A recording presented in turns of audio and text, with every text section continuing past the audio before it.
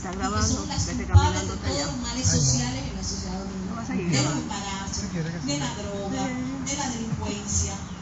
Y esa familia monoparental es de herencia afroamericana, igual que la familia extensa matrifocal. Entonces, esa parte de nuestra herencia, sin embargo, es considerada como la familia mala, la familia que provoca todos los problemas en ese sentido.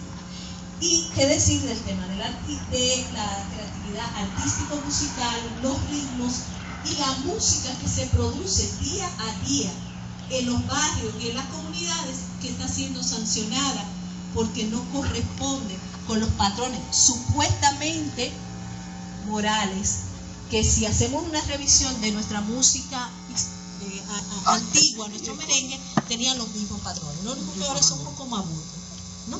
Pero era el mismo erotismo, eran las mismas manifestaciones de violencia que se producen ahora.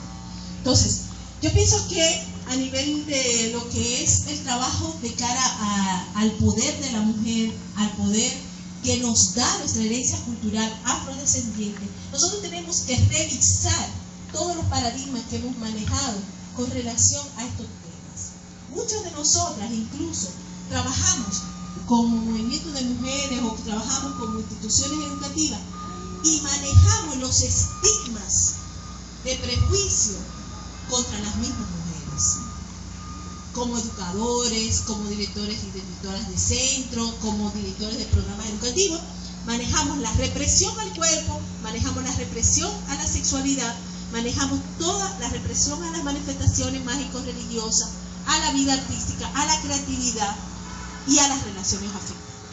Así que mi llamado es a que revisemos eso y veamos todo lo que está presente en nuestra cultura, que nos da vida y poder y que bien puede ser canalizado hacia un trabajo de cambio en las relaciones de género en nuestra sociedad. Muchas gracias.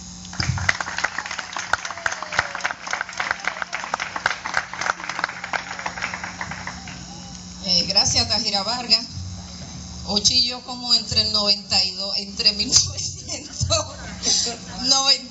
1995 nos aprendimos de memoria los escalones de la Plaza España y muchas esquinas de la zona colonial y de Gascoy, y de muchísimos barrios también de la capital y del interior, haciendo trabajo de militancia y a veces de vagancia económica por no tener otras opciones. Es bueno saberse de memoria el currículum de las hermanas y las amigas. Ochi Curiel, qué bueno que viniste, qué bueno que está aquí directamente en este conversado, porque lo íbamos a hacer a través de Cayo, alguien leyendo la ponencia de ella, y qué bueno que se dio la oportunidad y que vino de manera relámpago y está esta noche en vivo y directo. Ochi Curiel tiene una maestría en antropología social y en este momento está casi al borde de tener su doctorado en esa misma disciplina también. Es trabajadora social, especialista en educación, docente en la Universidad Nacional de Colombia en este momento. Pertenece a la GREFA, Grupo de Investigación Latinoamericano, investigación feminista. Tú sabes cómo yo no cambio. Y pertenece a muchas organizaciones que tienen que ver con el tema lésbico feminista en este momento. Ha realizado numerosas investigaciones y escritora también. Ya tú vas por tu segundo libro, ¿verdad, Ochi? Así que Ochi en esta tarde nos va a hablar sobre los aportes de las mujeres afro, de la identidad a la imbricación de opresiones, un análisis decolonial. Bueno, tengo para decirle que yo no sé qué va a ir a él, yo creo que es Anaísa que me haya algo. Yo vine rápidamente por un problema familiar en Santiago, no pensaba venir a Dominicana en esta época, pero algo pasó. Yo le decía a Maribel, mira, por lo menos ponme por Skype, pues yo quiero estar ahí. O sea, para mí es muy significativo estar aquí hoy, por el día, por lo que representa el día y por lo que representan estas compañeras, Tata, Celia, Luisa, Germania, María, Maribel, Eulalia, hemos construido durante tantos años, pues esto de lo que quiero hablar hoy, precisamente. Mi ponencia va a ser de esta manera y la voy a leer porque yo, igual que ustedes seguro, recorté muchas cosas, porque quería decir muchas cosas, pero sí me interesa hacer una evaluación desde que comenzamos Identidad, cómo fuimos pasando ciertas cosas y en qué lugar yo me ubico hoy, ubicando, digamos, fortalezas del momento y también algunos retos que yo creo que nos quedan por hacer, tanto como movimiento afro a nivel general como también a partir de las posiciones políticas en las que estamos hoy. Entonces yo voy a leer, voy a tratar de ser lo menos aburrida posible, pero esa es la idea. A finales de los años 80 e inicio de los años 90 surgió un grupo de mujeres negras interesadas en abordar el racismo y el sexismo como reivindicación política, quienes constituyeron la Casa por la Identidad de las Mujeres Negras en principio, y luego se llamó Casa por la Identidad de las Mujeres Afro, y ahí me encontraba yo y algunas de ustedes. A eso le llamamos identidad. Hoy, luego de más de 20 años y estando tanto tiempo fuera de este país, cada día que puedo reconozco el gran trabajo que hicimos. Fuimos pioneras en colocar el tema del racismo y el sexismo y los efectos de las opresiones en las mujeres afros. La experiencia y los conocimientos que desde entonces he adquirido me han permitido ubicar ciertas fortalezas y debilidades de esta experiencia que quiero compartir con ustedes, para que sirvan para la reflexión y poder proyectar proyectos políticos que nos permitan hacer alianzas y construir juntas. En varios trabajos, tratando de sistematizar una investigación que realicé con 3 grupos de mujeres negras en Honduras, Brasil y Dominicana, abordé diferentes momentos de la acción colectiva de eso que nosotras llamamos Movimiento de Mujeres Afros, donde nos encontrábamos nosotras a través del proyecto de Identidad. Caractericé 3 momentos, considerando fundamentalmente los énfasis políticos, aunque esos momentos nunca estuvieron separados. El primer momento lo denominé la definición de una política de identidad. Analicé cómo la política de identidad fue de las primeras estrategias que como movimiento asumimos, a través de reafirmar la subjetividad de mujeres y negras, como individuos y como grupo social. Las acciones fundamentales estuvieron en rescatar lo que en ese momento denominábamos la cultura negra o afro, y en ellas el papel de las mujeres. El segundo momento lo definí como un trabajo hacia afuera, que se comenzó a cristalizar a inicios de los años 90. Sostuve que a pesar de que la política de identidad se mantuvo, el trabajo político fundamental pasó a ser un trabajo hacia afuera, es decir, hacia otras mujeres negras, hacia comunidades marginalizadas y hacia la sociedad en general. La visibilización del racismo y del sexismo y los efectos hacia las mujeres, conjuntamente con su denuncia y combate, eran énfasis políticos de este segundo momento. Enmarcadas en conceptos como derechos humanos, en la reivindicación del reconocimiento social y cultural, las acciones fundamentales fueron la formación y la educación, las campañas de comunicación, entre otras. El tercer momento lo denominé la articulación nacional, regional y mundial. Este momento se inició con la realización del primer encuentro de mujeres negras y la conformación de la Red de Mujeres Latinoamericanas y Afrocaribeñas en 1992, la participación en diferentes actividades internacionales, como fue la participación en conferencias mundiales como la de Beijing y posteriormente con la conferencia contra el racismo, entre otras. Sobre estos momentos me gustaría compartir algunos análisis. Sobre el primero, la política de identidad. Pienso que nos permitió aumentar la autoestima individual y colectiva en torno al reconocimiento de ser mujeres negras y afros. Esta identidad política nos permitió la movilización, el encuentro de experiencias compartidas, la recuperación de África, más como un lugar mítico que como lugar político, nos permitió recuperar una ancestralidad perdida, producto del racismo y del sexismo. Las acciones culturales realizadas nos permitieron a muchas descolonizar nuestras prácticas religiosas, marcadas hegemónicamente por el judeocristianismo, producto de la colonización, y recuperar espiritualidades negras. Nos permitió también cuestionar una estética marcada por la occidentalización de los cuerpos y de la belleza, y construir, legitimar y valorar una estética negra acorde con nuestras propias experiencias. Este momento a muchas de nosotras nos permitió además reconocernos individual y colectivamente, y a través de ese reconocimiento comenzamos a exigirnos nombramiento y reconocimiento social hacia afuera. Si bien en este momento muchas lo vivimos con crisis, con orgullo, con placer, con posiciones hasta radicales, también nos llevó a un esencialismo, a una homogenización. Asumíamos que todas éramos iguales, exactamente el mismo error político que le criticábamos al feminismo blanco. La clase, la sexualidad, los privilegios, los contextos, los lugares de enunciación de la que estábamos allí no fueron ejes de reflexión, aunque sí de tensión. Había una experiencia de un deber ser mujer negra, único, homogéneo, que parecía que todas debíamos cumplir.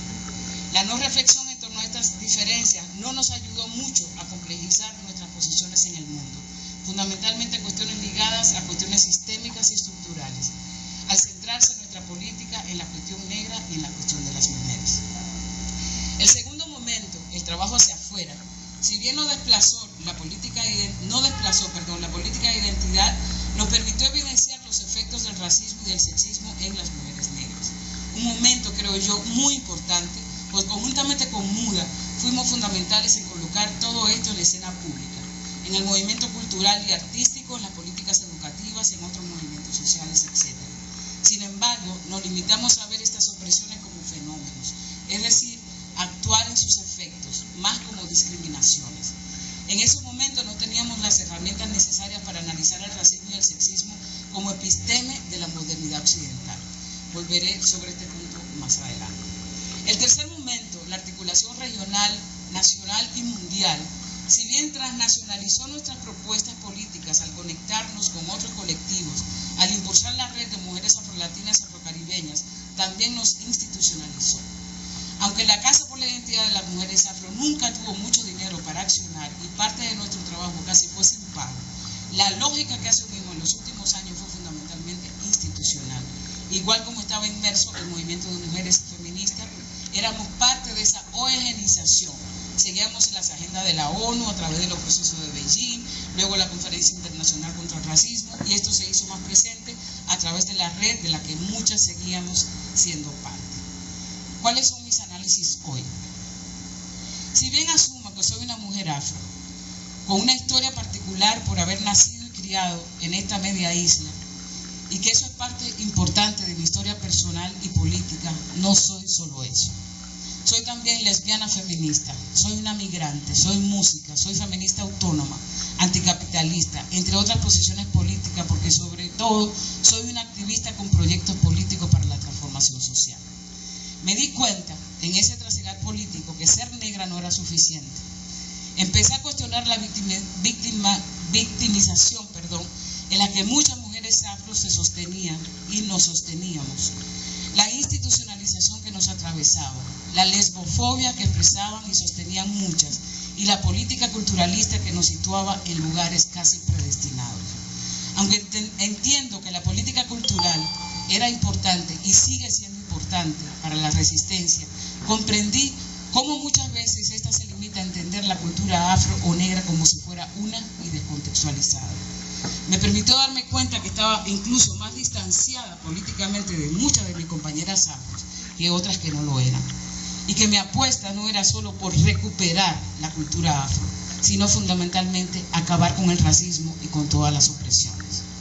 Cuando me hice feminista autónoma, complejicé el papel de la ONU, de la ID, de las políticas globales en los movimientos sociales. Muchas de estas políticas han respondido a lógicas neocoloniales y desarrollistas, venidas fundamentalmente del norte occidental, y que muchos de los movimientos, incluyendo el movimiento de mujeres negras regional, se hizo cómplice de esto. Estábamos a inicios de los 90, momento del fortalecimiento del neoliberalismo, y eso hay que comprenderlo para poder entender los efectos al día de hoy. Pero para entender eso hay que hablar de la década anterior, los 80. Considerada por analistas como la década perdida para América Latina, se da cuando algunos gobiernos plantean en materia económica políticas de privatización, desregularización y desmantelamiento del Estado. Esta década cierra con el consenso de Washington, que significa fundamentalmente liberalización, privatización y desregularización. Publicado, bueno, esa parte, después ya le voy a pasar la ponencia, hay unos datos interesantes en cómo se publicó, digamos, el consenso de Washington. Y todo esto sumergió a la región en una gran crisis económica y social, aunque paralelamente avanzaba a un supuesto proceso de modernización, sobre todo en lo que refiere a la masificación de medios tecnológicos y de información. En el aspecto político, esta década ha sido caracterizada por autores y autoras, como por ejemplo Guillermo Doll, que es un argentino muy interesante, como un periodo de democracias inciertas. Pues países del Cono Sur, por ejemplo, pasaban de dictaduras militares a democracias representativas, en las cuales la ciudadanía elige a quienes le van a dirigir, pero renuncia a controlarlos políticamente. Se pretendía un institucionalismo con la cualidad formal del régimen constitucional y su capacidad de expandir derechos civiles, así como estabilizar el sistema político. Sin embargo, la crisis económica socavaron la autoridad de los presidentes, empobrecieron más a los pueblos y generaron el desengaño de los gobiernos postdictatoriales. Y aún con matices y diferencias, América Latina y el Caribe como bloque regional no logró consolidar procesos democráticos, aunque avanzó algo en esa dirección.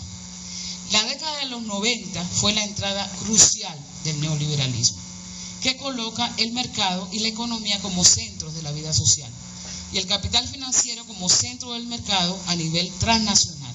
Se pretendió, bajo la lógica del libre mercado promovida por el Banco Mundial y el Fondo Monetario Internacional, que los pueblos latinoamericanos y caribeños vivirían una etapa de crecimiento económico de equidad. Sin embargo, la realidad fue muy distinta. Desde el surgimiento de este modelo, la pobreza y la miseria han llegado a niveles exorbitantes. Y creo que República Dominicana es perfecto un laboratorio para entender esto. En esta década, la democracia entonces se convierte en un mecanismo de selección de gobernantes que administran el sistema político con criterios de mercado, al tiempo que se abren procesos para la participación ciudadana. A la par de ese endurecimiento económico derivado de la doctrina neoliberal e impuesto por medio de planes de ajuste estructural, hay cierto ablandamiento político, es decir, hay una reorganización entre política y economía. En este contexto es que se sitúan las conferencias mundiales de la ONU. Habría que garantizar, o más bien promover, una supuesta participación ciudadana para limitar las acciones de protestas en la región. Así, muchas y muchos creyeron que participando en las conferencias mundiales de la ONU y todos los seguimientos que eso ha implicado desde Beijing, los seguimientos del milenio, los planes del milenio, etcétera, etcétera, y la conferencia contra el racismo, y sus necesarias redes representativas, como es la red de mujeres negras, era la manera de incidir en los gobiernos. Al mismo tiempo, en esta época fue central el auge del multiculturalismo.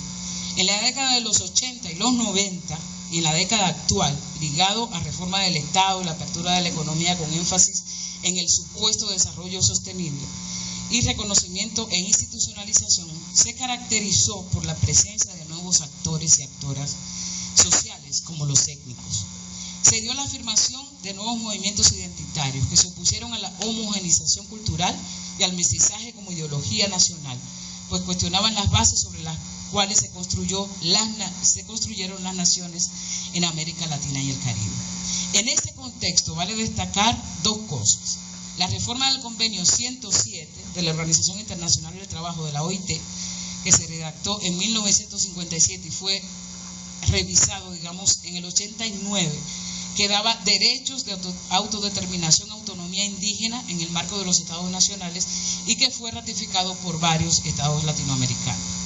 La conmemoración del 5º centenario de la invasión española también fue un hecho significativo que movilizó diferentes movimientos étnicos y culturales, quienes denunciaron como el llamado descubrimiento de América o encuentro de dos mundos, denominaciones surgidas desde la institucionalidad estatal y eclesial, no fue más que un etnocidio. Todo ello dio lugar a encuentros internacionales como los movimientos indígenas, afro, etcétera. Ya se me acabó el tiempo, 2 minutos. Y que eso voy a tratar de sintetizar. Eso para nosotros fue importante, por eso estamos en ese contexto. De hecho, realizamos nosotros el primer encuentro. Y esto también impulsó una lógica de política de identidad. Es decir, la política de identidad en los 90 fue una cuestión central, ¿no? Planteo aquí también cómo el multiculturalismo, si bien cuestiona la lógica occidental de solamente pensarse en la nación homogénea, en lógica del mestizaje, el multiculturalismo también tiene que ver con las mujeres, porque a quienes se le demanda, digamos, una autenticidad cultural, fundamentalmente son a las mujeres. Es decir, las mujeres indígenas tienen que saber la lengua, transmitir la cultura, que es una cuestión de fuerza política, pero que también hay una demanda a una homogenización, como que todas las mujeres tendrían que hacer eso, transmitir la cultura, ¿no? Y los hombres siguen siendo los representantes de la cultura. Por tanto, le viene muy bien a la masculinidad el asunto del multiculturalismo. Una de las cuestiones que yo planteo, digamos, analizando todo lo que hicimos, la década, donde estábamos, es que hoy deberíamos estar en otro momento como un movimiento de mujeres afros, ¿no? Deberíamos estar en otro momento en la comprensión de que no solamente es un asunto de discriminación, la discriminación es un efecto del racismo. Lo que tendríamos que pensar fundamentalmente es cómo se imbrican las opresiones. Antes, en nuestra política decíamos, somos mujeres negras, y yo creo que eso sigue siendo importante, una identidad política, pero fundamentalmente cuál es el fin que nosotros estamos buscando como activistas, feministas, racializadas, etc. Mi propuesta, que no es solamente mía, sino que recuperando, digamos, ancestralidades políticas y teóricas, como por ejemplo las feministas del Black Feminist en Estados Unidos, la de Gran Bretaña, muchas compañeras, inclusive latinoamericanas y caribeñas, entender las opresiones y su imbricación. No es posible entender el racismo sin el clasismo, no es posible entender el clasismo sin la heterosexualidad como un sistema político, más allá de que seamos lesbianas o no. Es decir, cómo traspasa la lógica de la nación, cómo traspasa la lógica de las relaciones sociales. Entonces, y bueno, digo varias cosas en ese sentido, pero sí quiero terminar con decir lo siguiente, y es mi propuesta. En este momento, algunas de nosotros estamos paradas en lo que hemos llamado el feminismo decolonial, no solamente la del GLEFA, sino otras compañeras afros e indígenas de América Latina. Fundamentalmente, el feminismo decolonial lo que dice es: hay que releer la historia. La relectura de la historia nos coloca la raza como una episteme fundamental en lo que han sido las historias de nuestro pueblo, pero nos coloca el género como parte fundamental de la episteme. Es decir, no es que es yo, mujer negra solamente, sino que qué es lo que ha sucedido para que nosotras seamos producidas como mujeres negras. Somos un producto de las opresiones. Si somos un producto de las opresiones, entonces se supone que nuestra política tendría que estar más ligado al tema de las opresiones más que de la identidad misma, aunque utilicemos la identidad como una estrategia política. Entonces,